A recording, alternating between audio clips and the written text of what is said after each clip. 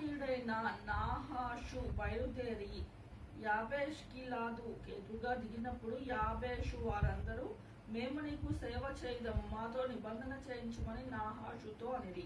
Israel అందరూ మీదకి నింద తెచ్చుటకు మీ అందరి కుడి కన్నులను ఊడదీయునని మీతో నేను నిబంధన చేసేదని అమ్మోనీయుడైన నాహాషు యాబేషు వారి పెద్దలతో చెప్పగా, వారు మేము ఇజ్రాయేల్ సరిహద్దులన్నిటికీ దూతలను పంపుటకై 7 దినములు గడువు మాకిమ్ము, మమ్మును రక్షించుటకు ఎవరూ లేకపోయినడలా మమ్మును మేము నీకు అప్పగించుకునేదమనిది. దూతలు సౌలు గిబియాకు వచ్చి జనులకు ఆ వర్తమానము తెలియచెప్పగా జనులందరూ బిగ్గరగా ఏడ్చిరి. సౌలు పొలంలో నుండి పశువులను తోడుకొని వచ్చున్న జనులను ఏడ్చుటకు హేతు వేదని అడుగగా, వారు యాబేషు వారు తెచ్చిన వర్తమానము అతనికి తెలియజేసిరి. సౌలు ఆ వర్తమానము వినగానే దేవుని ఆత్మ అతని మీదకి బలముగా వచ్చెను.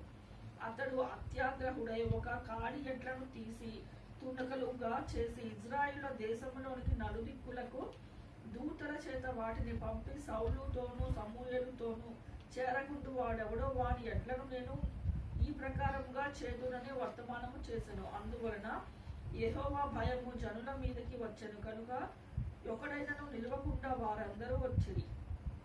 అతడు జేజేకులో వారిని లెక్క పెట్టగా ఇజ్రాయేల్ వారు 3 లక్షల మందియు యూదా వారు 30,000 మందియు అయిరి.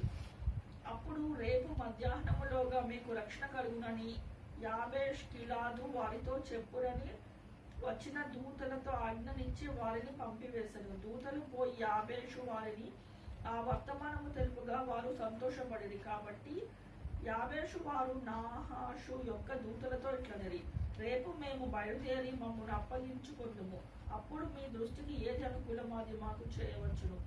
మరునాడు సౌలు జనులను మాకు సమూహములుగా చేసిన తర్వాత వారు తెల్లవారు సమయమున దండు మధ్యను జొచ్చి మధ్యాహ్నములోగా అమోనీలను హతం చేయగా వారిలో మిగిలిన వారు ఇద్దరేసి కూడి పోజాలకుండా